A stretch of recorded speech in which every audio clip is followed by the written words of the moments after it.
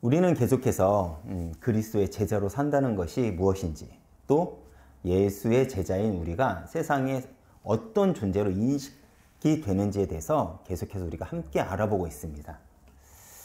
그리스도의 제자로 산다는 것, 무엇을 각오해야 될 일일까요? 예수로 인해 우리는 세상에 미움받을 용기를 가지고 살아가야 한다는 것입니다. 왜 그러냐? 세상에서 우리에게 주는 가치, 세상에서 주는 우리에게 목적, 세상에서 주는 그런 삶의 모습들이 성경의 내용들과는 다르기 때문에 그렇습니다. 세상은 우리를 미워하죠. 왜 그렇죠? 결국 세상은 죄로 인해 비틀어진 세상 속에서 우리가 예수로 살아간다는 것은 어찌 보면 세상에서 미움받는 것이 어쩔 수 없는 그 성도의 운명일 수밖에 없다는 것입니다. 그러면도 우리가 어떻게 이 험한 세상 속에서 살아갈 수 있을까요? 바로 하나님이 나와 함께, 우리와 함께 계실 것이기에 우리는 이 험한 세상에서 우리는 능히 살아갈 수 있습니다. 우리가 계속 알아보는 것이 무엇입니까?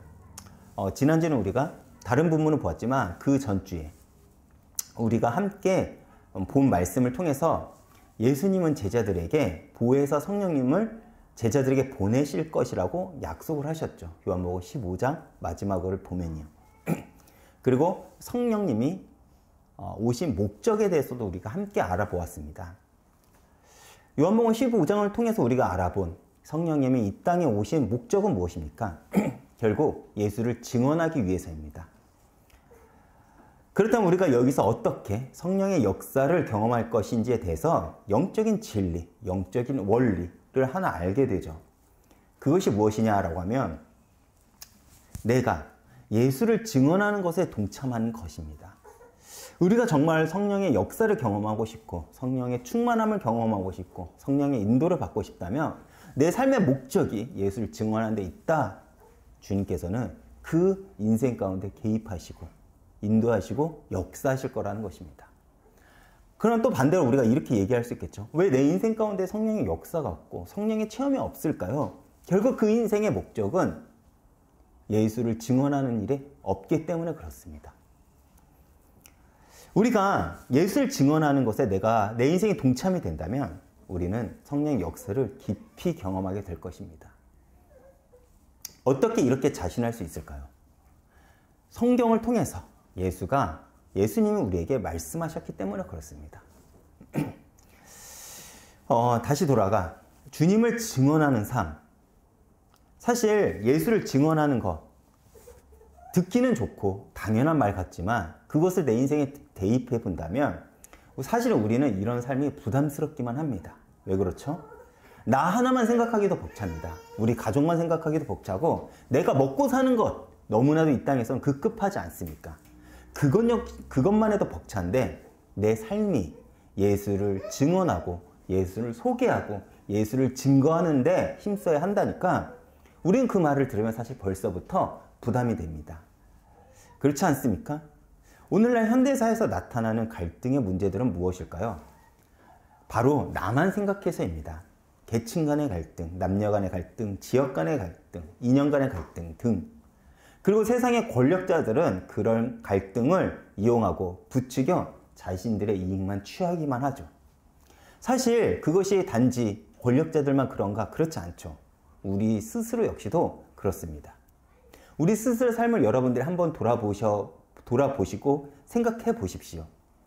우리 삶 가운데 부닥치는 갈등들의 원인들을 가만 살펴보면 우리 역시 결국 상대보다 나만을 생각하는 것에서 나옵니다. 나만 억울하고 나만 희생하는 것 같고 나만 저 사람에게 노력하는 것 같습니다. 그런데 주님은 우리에게 단호하게 당신을 위해 사는 삶, 그것은 결코 손해보지 않는다고 우리에게 지금 계속해서 말씀하십니다. 오늘 본문 제가 1절 한번 보겠습니다. 내가 이것을 너에게 이름은 너희로 실족하지 않게 하려 함이냐. 주님이 왜 우리에게 자신을 증언하는 일에 기꺼이 동참하라고 하시죠? 바로 너희가, 즉 우리가 실족하지 않게 하기 위해서라고 주님을 말씀하십니다. 그런데 우리가 이 본문을 보면 사실 우리의 상식으로는 도저히 이해가 가지 않습니다. 왜냐? 우리는 예수를 위해 살아가는 삶이 마냥 우리는 희생이라고 생각합니다. 내가 희생하는 거지. 내가 손해보는 거지. 그럼에도 내가 예수를 믿으니까 그렇게 사는 거야. 우리는 여기죠. 그런데 오늘 1절만을 보고 우리가 느끼는 감정은 무엇이냐면 예수님은 그 길만이 우리가 실족하지 않는 유일한 길이라고 우리에게 지금 말씀하고 계신다는 것입니다. 여러분, 우리가 예수 때문에 참고 예수를 믿는 것으로 인해 손해보고 교회를 위해 헌신하는 것이 왜 내가 실족하지 않는 길이 될까요?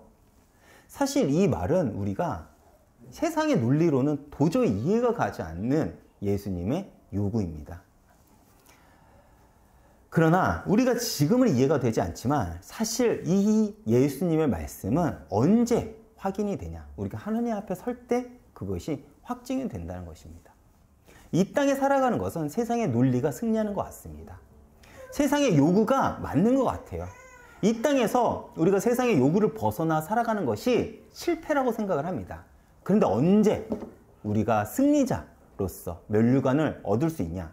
결국에는 하나님 앞에 설 때 우리는 그때 비로소 그것이 내 인생 가운데 손해보는 것이 아니구나.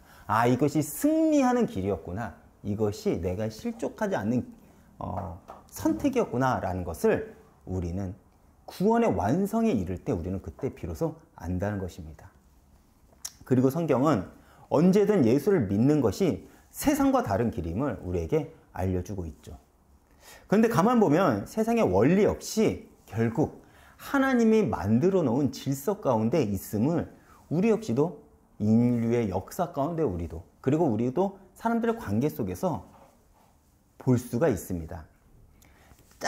작은 시각 안에서만 본다면 나만 생각하는 이들이 잘 사는 것 같고 성공하는 것 같지만 결국 큰 관점에서 희생과 헌신이 있는 자의 삶은요, 결국 세상에서도 인정받고 누군가에게 그 인생은 감동과 위로를 주기도 하죠. 그렇지 않나요? 제가 가끔 말하는 그 인터뷰하는 프로그램, 예능을 보면 그들의 인생을 들었을 때 사람들에게 감동과 위로를 주지 않습니까? 근데 그들의 인생이 나만 이기적으로 살 거야. 나만 돈 모을 거야. 나만을 위해서 살 거야. 라고 하는 사람들이 그런 자리에 나와서 자기의 인생을 간증할까? 그렇지 않죠. 자신의 인생을 들여서 희생을 하고 헌신한 그 인생들이 쌓여서 누군가에게 감동을 줍니다. 결국 하나님이 만들어진 그 영적인 진리, 영적인 원리가 인간사에서 역시도 적용된다는 것입니다.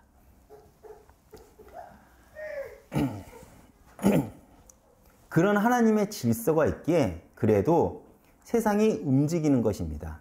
또 주님이 우리에게 왜 당신을 위해 살아가라고 계속해서 요구하실까요? 바로 우리에게 정체성, 너희가 누구인지 그 정체성을 알려주기 위해서입니다. 내가 무엇을 위해 살아가고 있는가가 결국 우리의 정체성이죠. 지금 여러분들은 무엇을 목적을 가지고 살아가십니까? 그것이 정체성입니다. 저 같은 목사는 말씀을 연구하고 말씀을 전하고 교회를 섬기고 결국 교회를 성장시키는데 방향이 있습니다. 저의 정체성이죠. 또 남편으로서는 또 한 집안의 가장으로서는 가정을 책임지고 아이를 키우는 것, 저의 정체성입니다. 아내들은 어땠을까? 우리가 흔히 주부들은 자녀들을 키우고 자녀들을 잘 키우는 것에 삶의 목적과 방향이 있기 때문에 그 사람의 정체성이 바로 거기 있는 것이겠죠. 결국 지금 내가 무엇을 하느냐, 내가 삶의 어떤 방향을 가지고 살아가느냐, 내가 무엇을 목적으로 살아가느냐가 나의 정체성입니다. 말이 아니에요. 우리가 착각하는 것 중 하나가 뭐냐면 말이 곧 나라고 생각을 합니다. 그런데 여러분, 그건 착각이에요. 말은 말입니다. 결국 나의 삶의 정체성은요, 내가 지금 무엇을 하느냐예요. 무엇을 목적을 두고 내가 살아가느냐입니다. 그런데 주님은 너희들이 누구인지 알게 하기 위해서 나를 위해 살아가라는 겁니다. 나를 목적으로 위해 살아가고 나를 증언하는 일에 너희가 모든 삶에 집중하라는 거예요. 왜? 너의 정체성은 나의 제자이기 때문에 그렇습니다. 내가 분명하게 정체성이 있다는 것은 내 삶의 방향이 정해졌다는 것이고, 삶의 방향이 정해진 자는 실족하지 않습니다. 우리가 왜 낙심하고 무너지고 실족할 거야? 방향을 잃어서입니다. 더 정확하게 말하면 예수가 내 삶의 목적이 되지 않기 때문에 방향을 잃어버린 것입니다. 그런데 주님은 계속해서 우리가 더 이해하지 못할 말을 이어서 하십니다. 2절입니다. 사람들이 너희를 출교할 뿐 아니라 때가 이르면 물은 너희를 죽이는 자가 생각하기를 이것이 하나님을 섬기는 일이라 하리라. 여기서 출교한다는 것은 회당에서 쫓겨난다는 것을 의미합니다. 당시 유대 사회는 회당 중심의 사회였습니다. 성전이 무너지고 흩어진 유대인들이 서로 각각의 지역에서 회당을 중심으로 공동체를 이루고 살아갔습니다. 그런데 회당에서 쫓겨났다는 것은 첫 번째로는 먼저 경제활동을 내가 정상적인 경제활동을 할 수 없음을 의미합니다. 즉 먹고 사는 일이 막힌다는 것이죠. 여러분, 내가 먹고 사는 일 막혔음에도 오늘날 성도들 중 예수를 믿는 사람들이 있을까요? 그렇지 않죠. 우리 인생 가운데 가장 중요한 것이 사실 먹고 사는 문제 아닐까요? 그것이 예수와 부닥치면 과감없이 예수를 포기하는 것이 오늘날 현대사회 성도들입니다. 그런데 예수님은요, 나를 믿고 갈 때 너희들이 그 길이 막힐 수도 있어 라고 말을 하는 거예요. 또 회당에서 쫓겨난다는 것은 무엇이냐면 나를 보호할 수 있는 제도에서 보호받지 못함을 의미합니다. 우리가 한국인으로서 대한민국의 제도 아래서 우리가 보호받고 살아가지 않습니까? 그 법 아래에 우리가 보호받지 못한다는 것을 의미합니다. 당시 예수를 믿는 이들이 이런 삶을 각오하면서 살아가야 된다는 것이죠. 사실 당시 예수를 믿고 예수를 증언한 일은 실족할 만한 상황에 놓일 수밖에 없다는 것입니다. 예수님은 우리에게 실족하지 않기 위해 자신을 믿고 자신을 증언하라고는 하지만 결국 이 땅에 살아가는 예수님의 제자들에게는 그 일은 막힌 상황으로 몰아넣었다는 것이죠. 그것이 당시 역사가 우리에게 알려주는 팩트입니다. 그렇다면 여기서 질문이 하나 있습니다. 왜 세상은 그렇게 예수를 싫어하고 미워할까요? 왜 예수님을 믿는 것을 불편해했을까요? 그 이유는 간단합니다. 예수를 모르기 때문에 그래요. 왜 세상이 갈수록 악해질까요? 이거 역시 간단합니다. 하나님을 모르기 때문에 그렇습니다. 하나님을 안다면 우리는 하나님을 의식해서 살아갑니다. 하나님 앞에 설 나를 생각하며 살아갈 수밖에 없겠죠. 그러나 하나님을 모르니 하나님을 두려워하지 않는 것이고, 그렇기에 하나님을 믿는 이들을 미워하는 것입니다. 왜? 하나님이 정해놓은 길과 세상이 가리키는 길은 다르기 때문에 그래요. 그렇게 정말 우리가 하나님을 믿는다면 어떤 때는 세상에서 불편함을 감당하기도 합니다. 그리고 예수님은 왜 너희가 핍박받는 것인지에 대해서도 계속해서 말씀하시죠. 4절입니다. 오직 너에게 이 말을 한 것은 너희로 그때를 당하면 내가 너에게 말한 이것을 기억나게 하려 함이요. 처음부터 이 말을 하지 아니하는 것은 내가 너희와 함께 있었습니다. 세상이 너희를 분명히 나 때문에, 나를 믿는 것 때문에 핍박을 할 거고, 너희는 나 때문에 핍박을 당할 것인데 그 상황 자체가 너희가 틀렸거나 잘못된 것이 아니라는 것입니다. 그것을 당연하다는 거예요. 근데 이것을 여러분들이 오해해가지고 내 고집, 내 아집, 내 잘못된 이념, 나 잘못된 행동들 때문에 내가 핍박받는 것을 가지고 세상이 나를 핍박해 이렇게 말하면 안 된다는 거예요. 그래서 예수님은 항상 우리에게 어떻게 말씀하시냐면 비둘기처럼 순결하고 뱀처럼 지혜로우라고 했어요. 예전에 이런 적이 있습니다. 어느 초등학교 교사가 있었어요. 물론 이제 전도에 뜨거운 열정이 있었기 때문에 아이들을 이제 전도하려고 이제 복음을 전하다가 이제는 학부모들의 항의를 받아서 교직을 퇴직했습니다. 그런데 사실 복음을 전한다는 거 이 시대 속에서는 좀 지혜롭게 해야 되지 않겠습니까? 근데 너무 대놓고 막 그렇게 했습니다. 저는 그것을 가지고 나중에 퇴직을 하고서 핍박받았어 이렇게 얘기를 하는데 저는 그거는 핍박받은 게 아니라 미련한 거라고 저는 생각을 했습니다. 그렇게 하라는 게 아니에요. 여러분들 삶의 목적, 삶의 방향, 삶의 모습은 예수를 닮아야 합니다. 내 고집대로 하는 것이 아니에요. 그런데 세상 오늘날 기독교인들은 내 고집대로 하다가 그것이 막히면 핍박받았어 이렇게 얘기를 하는데 그 말이 아닙니다. 여러분들의 삶의 모습이 예수의 흔적을 남기는 그 모습이 세상에 불편하다는 거예요. 왜 불편한지 아십니까? 여러분들 모습 때문에 세상에 죄가 드러나니까요. 여러분들의 모습 때문에 자신들의 그 죄가 드러나기 때문에 여러분들을 핍박하는 겁니다. 그렇기 때문에 비둘기처럼 여러분들이 더 순결해야 되고 뱀처럼 지혜로워야 된다는 것입니다. 로마, 그 강대땅 로마 제국이 어떻게 그 연약한 그리스도인에게 무너진 줄 아십니까? 그 거룩함 때문입니다. 그 지혜 때문에 무너진 거예요. 그 고집과 그 아집 때문에 무너진 게 아니라 더 거룩했고 그들이 가지고 있는 복음이 너무나도 빛이 있기에 그들에게 가지고 있는 흑암이 비쳐서 핍박을 했던 것입니다. 그렇게 하라는 거예요. 자신들이 가지고 있는 그 영적인 흑암이 비쳐 보이기 때문에 그리스도인들을 핍박하는 거라니까요. 여러분은 빛이 되어야 된다는 겁니다. 여러분들은 더 순결해야 된다는 거예요. 다시 돌아가. 그런데 이제 너희들이 나를 따라다니는 동안에는 그런데 너희들은 왜 그동안 핍박을 당할지 몰랐냐면 그때는 내가 있었고 내가 그 모든 어려움과 그 핍박을 내가 감당했기 때문이란 거야. 제자들이 예수님과 함께 다니는 동안에 유대 지도자들은 제자들을 핍박하지 않았습니다. 누굴 핍박했죠? 예수님을 핍박했어요. 그렇기 때문에 어찌 보면 제자들은요 제3자의 입장이었습니다. 직접적으로 자신들이 핍박당한 것이 아닙니다. 그런데 이제 예수님이 떠나니 너희가 예수를 대신해 그 길을 갈 거라는 거야. 다시 말해 너희들 내가 어떻게 공생의 기간을 살아왔는지 너희들이 봤지? 이제 너희들이 그 길을 갈 거야 라는 겁니다. 그리고 그리스도인 삶은 그렇게 예수의 길을 감으로써 예수를 세상에 소개했고 처음에는 세상이 그들을 거부했지만 결국 세상은 예수께 정복당했습니다. 왜요? 결국 참된 진리와 생명은 예수께 있습니다. 죽음 가운데 있는데 그 그리스도인들의 가진 생명이 그들에게 생명을 전해줬기 때문에 그렇습니다. 흑암 가운데 있는데 그들이 가진 빛이 그들의 흑암을 지웠기 때문에 그렇습니다. 그들에게 죄가 있는데 그들이 가진 거룩함이 그들을 변화시켰기 때문에 그렇다는 거죠. 처음에는 거부하죠.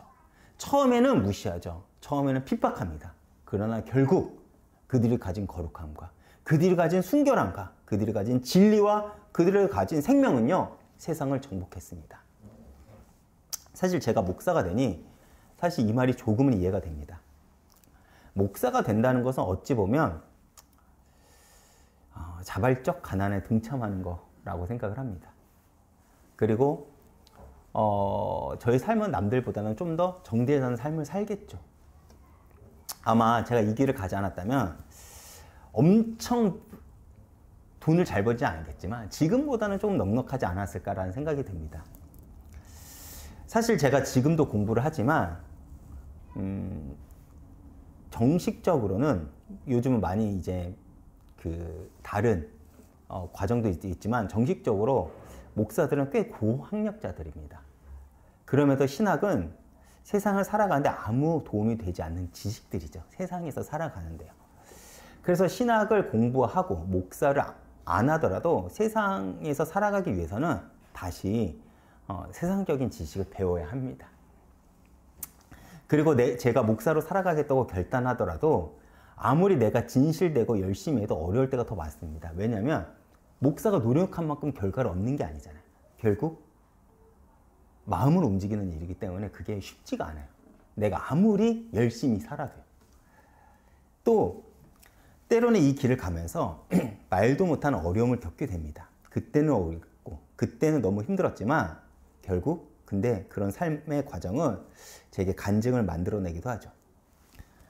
즉 제게는 필요한 과정이었다는 것입니다. 제가 어제 그리고 이런 우리들의 삶은 누군가에게 예수를 소개하는 도구가 됩니다. 제가 어제 아침에 조금 일찍 한 6시, 7시 조금 전에 집에서 나와서 학교를 좀 일찍 갔습니다. 근데 시간이 좀 남아서 커피를 한 잔 먹고 가려고 제가 학교가 9시에 수업인데 제가 그 지역에 도착하니까 7시 한 45분 정도 됐어요. 그래서 커피 한 잔 먹으려고 학교 근처에 카페를 갔습니다. 스타벅스요. 갔는데 교수님이 계시는 거예요. 좀 피할까 생각을 했는데 저를 딱 알아보시고 일어나는 걸 보고 제가 피하지 못하고 교수님과 같이 커피 한 잔을 아침에 같이 마셨습니다. 그때 제가 교수님하고 얘기하면서 말한 내용이 딱 이 내용이에요. 결국 오늘날 목사들이, 오늘날 교회들이 왜 세상에 외면을 받는가? 이 삶의 과정이 없기 때문에 그렇습니다. 이 삶의 과정이 없기 때문에 세상에 예수를 소개할 수 있는 내 삶의 간증이 없다는 거예요. 즉, 오늘날 교회가 세상에 욕먹는 이유, 그 십자가의 과정이 없기 때문에 그렇습니다. 그 말을 하시는 겁니다. 세상과 같이 기득권이 되려 하고 절대 손해보지 않으려 하기에 많은 이들이 교회를 외면한다는 것입니다. 어떻게 보면 너무 세상을 닮아 있어요. 내가 복음을 누린다는 이유로 세상에서도 욕먹는 그 행동을 교회에서도 하고요. 내가 복음을 누린다는 이유로 세상에서도 용서받지 못한 일을 너무나도 쉽게 용서합니다. 오늘날 교회의 모습 여러분들은 받아들일 수 있으신가요? 사실 제가 너무나도 거룩한 사람이고 너무나도 순결한 사람이라서 이런 말을 하는 것이 아닙니다. 두려움과 떨림을 가지고 살아가야 된다는 것이죠. 그 두려움이 있기 때문에 나는 그렇지 않지만 내 삶을 다시 한번 돌아보는 것이고, 나는 그렇지 않지만 내가 어떻게 살아가야 되는지에 대해서 다시 한번 생각하는 것입니다. 그리고 그 삶의 과정들은 결국 내 인생 가운데 간증을 만들어낼 것이고, 내가 성도로서 당당하게 사람들에게 예수가 그리스도임을 나의 삶이 증언하는 거예요. 그런데 우리가 진짜 예수를 위해 살아간다면 내 삶의 간증들을 내 인생 가운데 만들어낼 것이고, 그 간증들을 만들어낸다면 다시 세상은 우리를 통해 예수를 보게 될 것입니다. 즉, 우리는 세상에 예수를 소개하는 증인이 된다는 것이죠. 지금 제자들은 예수님이 떠나는 것을 두려워하고 있습니다. 왜요? 지금까지 예수님의 능력과 예수님의 이적이 사라진다고 생각했기 때문에 그렇습니다. 예수님과 같이 있었으면 능력을 경험했고 얼마나 내가 뿌듯할까요? 그리고 먹고 사는 일이 해결됩니다. 수많은 이들이 예수님 때 헌금했을 것입니다. 예수님은 오병이어의 기적도 그들에게 보여주셨어요. 이분이라면 먹고 사는 일은 내가 걱정이 없겠다. 수많은 이들이 예수님을 쫓아다닙니다. 그런데 예수님이 떠난다니까 두려운 것입니다. 그런데 예수님은 자신을 떠나는 것이 유일하고 이야기를 하시죠. 왜요? 부에서 성령이 오시기 때문에 그렇습니다. 하나님 내 안에서 나와 함께 하실 것이기 때문에 그렇습니다. 그리고 부에서 성령은 우리 안에서 어떤 일을 하시죠? 제가 8절을 읽어보겠습니다. 그가 와서 죄에 대하여, 의에 대하여, 심판에 대하여 책망하시리라. 죄에 대하여, 의에 대하여, 심판에 대해서 책망하신다고 합니다. 지금 주님은 성령이 오셔서 하는 이 세 가지 이야기를 세 가지 일을 이야기하셨지만 이 세 가지는 결국 한 가지를 이야기하는 것입니다. 그것이 무엇일까요? 결국 예수를 믿느냐 안 믿느냐입니다. 예수를 믿으면 너희들 심판받지 않을 거지만 예수를 믿지 않으면 너희들은 심판받을 거라는 거예요. 결국 이 성령의 세 가지 일은 너희가 예수를 믿느냐 예수를 믿지 않느냐 그거를 우리에게 알려주신다는 것이죠. 여러분, 죄에 대해서, 죄는 무엇입니까? 죄는 하나님을 떠나면서 시작되었습니다. 그리고 하나님을 떠나 죄와 사망 가운데 살아가는 인간은 하나님을 만나지도 알지 못하기에 자신의 소견대로만 살아갑니다. 그리고 우리는 아무리 열심히 살아가더라도 삶의 방향이 예수께 향하지 않는 것, 그것을 가리켜 성경은 죄라 이야기를 하죠. 인간은 어찌됐건 행복해지기 위해 하나님을 만나기 위해 몸부림을 치지만 우리가 정말 예수를 통해서 하나님을 만나지 않는다면 그들의 인간의 모든 몸부림은 죄로 가득 찰 수밖에 없다는 것입니다. 그런데 왜 우리의 삶은 예수께 향하지 않을까요? 결국 예수를 모르기 때문에 그렇습니다. 예수를 알면 우리는 하나님을 만날 수 있습니다.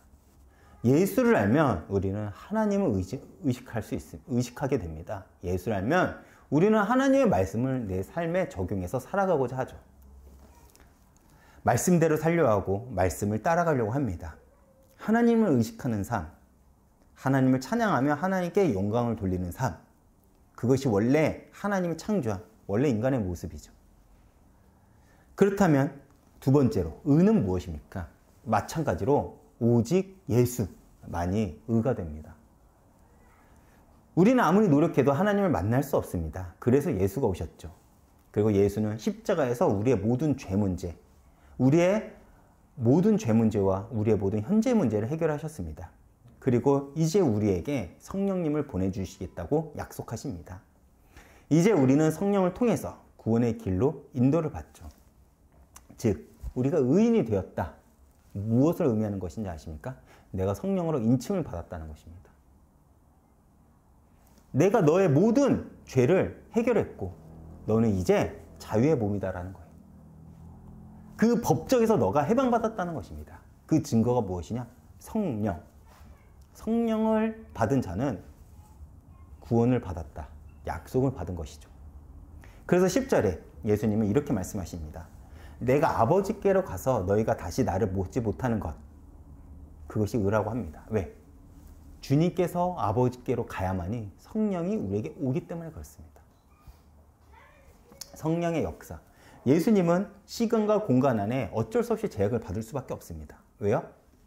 인간의 몸을 입고 오셨기 때문에 그렇습니다. 그러나 하나님의 영, 성령은요, 예수님의 모든 사역과 예수님의 말씀의 제약은 받지만, 통제는 받지만, 동시에 여기서 우리가 함께 예배를 드리면서 성령의 역사를 체험할 수 있지만 동시에 전 세계에서 예배를 드리는 모든 이들에게도 역사하실 수 있는 그 능력을 가집니다. 그래서 예수님이 아버지께로 가는 것이 우리에게 유익하다는 거예요. 왜? 성령으로 너희들의 인침을 받기 위해서. 그렇다면 심판은 무엇입니까? 그 역시 예수입니다. 우리는 세상의 심판이 두려워 세상이 요구하는 것을 따라 살아갔습니다. 세상이 우리에게 요구하는 것 무엇입니까? 돈이 있어야 행복해. 성공해야 행복해. 경쟁에서 이겨야 행복해. 너의 욕망에 충실히 살아야 너는 행복할 거야. 등. 그래서 우리가 행복해지기 위해서 남들과 경쟁해서 남들을 짓밟고 올라가려고 하고 내 자녀도 그렇게 살아가라고 요구하는 거 아닙니까? 그러나 성경은 단호하게 우리에게 그 세상의 요구는 틀렸다고 이야기를 합니다. 그 대표적인 사건이 무엇입니까? 바로 예수님의 십자가 사건입니다. 찬양 중 그가 오신 이유라는 찬양이 있습니다. 그 찬양의 가사 중 이런 내용이 있습니다. 예수가 이 땅에 오신 이유, 죽어야 살게 되고 져야만 승리하는 신비의 신비. 이 찬양의 가사가 바로 성경이 우리에게 가르쳐주는 복음의 비밀입니다. 십자가의 비밀이죠. 그런데 이런 성경의 원리가 세상이 받아들일 수 있을까요? 그렇지 않습니다. 세상은 복음을 선택한 우리가 미련하다고 손가락질을 할 것입니다. 그렇다면 이제 우리에게 두 길이 주어졌습니다. 세상의 심판이 두려워 세상의 요구를 따라 살아가느냐, 아니면 세상의 심판이 두려워도 예수가 보이신 그 복음의 길을 따라 살아가느냐입니다. 그것은 여러분들 앞에 이젠 주어졌습니다. 예수를 믿지 않는 사람들은 한 길밖에 없어요. 세상이 요구하는 길. 그러나 여러분들은 두 길이 주어졌다는 거예요. 그리고 우리는 그 삶의 내용을 가지고 하나님 앞에 서게 될 것입니다. 예수님은 십자가에서 이미 승리하셨음을 우리에게 선포하셨습니다. 그리고 이미 구원은 우리에게 주어졌죠. 그러나 아직 구원의 완성에는 우리는 이르지 못했습니다. 그래서 세상은 우리가 구원의 완성에 이르기 그 전까지는 세상의 심판을 이야기하고 그래서 세상의 요구를 따라 살아가게 우리를 가만 놔두지 않는다는 것입니다. 너 이렇게 살면 망할 거야. 이렇게 살면 너 실패할 거야. 그 두려움은 우리를 가득 주게 하죠. 그래서 세상의 요구를 따라 살아가게 하려 한다는 것입니다. 이때 여러분은 오늘 본문 2절의 내용처럼 사람들이 우리를 핍박해도 하나님을 섬기는 일을 여러분들 선택을 하실 수 있으신가요? 제자에게 예수님이 하는 질문입니다. 반드시 우리의 선택에 대한 값은 치르는 날이 올 것입니다. 결론입니다. 사실 복음으로 살아간다는 것은 쉽지 않은 길, 어려운 길입니다. 그래서 12절에 성경에서도 우리에게 이렇게 얘기를 하죠. 내가 아직도 너에게 이를 것이 많으냐? 지금은 너희가 감당하지 못하리라. 감당하지 못할 만큼 나를 믿는 것이 어렵다는 것입니다. 감당하지 못한다는 것, 너희의 힘과 너의 능력으로 도저히 나를 믿는 일을 너희들이 완수하지 못한다는 거예요. 그 길을 너희들의 노력으로 못 간다는 겁니다. 여러분, 신앙생활을 하면서 우리는 성도로서 이 땅을 살아가는 것이 쉽지 않으면 압니다. 왜요? 복음과 세상은 서로 다른 가치를 추구하기 때문에 그렇습니다. 그래서 갈수록 물질주의, 개인주의가 강조되는 현대 사회에서 복음의 가치를 살아간다는 것은 미련하게만 보입니다. 또한 우리의 힘만으로는 세상의 거대한 흐름 앞에 복음으로만 살아갈 수가 없습니다. 왜요? 세상은 우리보다 크잖아요. 그렇죠? 그래서 예수님은 다시 한번 그 두려움에 떨고 있는 그 제자들에게 성령을 약속하시죠. 제가 13절부터 15절을 제가 읽어보겠습니다. 그러나 진리의 성령이 오시면 그가 너희를 모든 진리 가운데로 인도하시리니 그가 스스로 말하지 않고 오직 들은 것을 말하며 장래일을 너에게 알리시리라. 그가 내 영광을 나타내리니 내 것을 가지고 너에게 알리겠습니다. 물은 아버지께 있는 것은 다 내 것이라. 그러므로 내가 말하기를 그가 내 것을 가지고 너에게 알리시리라 하였노라. 여러분, 여기서 예수님이 말씀하신 내 것, 이것이 무엇일까요? 바로 예수님께서 성취하신 구속사역을 의미합니다. 그리고 장래일 역시 예수님의 그 구속사역을 근거로 전개된다는 거예요. 예수님의 구속사역을 보면 앞으로 어떤 일이 벌어질 것인지, 너희들이 어떤 일을 만나게 될 것인지를 알게 된다는 것입니다. 그렇기에 복음을 소유한다는 것은 무엇인지 아십니까? 과거와 현재의 문제뿐만 아니라 미래의 문제까지도 예수 그리스도가 해결했다는 것을 의미합니다. 예수님이 우리가 그 예수님의 십자가 사건까지만 보면 망한 것 같아요. 그러나 예수님의 전체 사역을 보면 어떤 거죠? 승리하셨습니다. 그렇죠. 영광을 받으셨어요. 우리 인생도 그것이 주어진다는 것입니다. 너의 과거 문제, 너의 현재 문제, 너의 미래 문제, 내가 다 역전시킬 수 있다는 겁니다.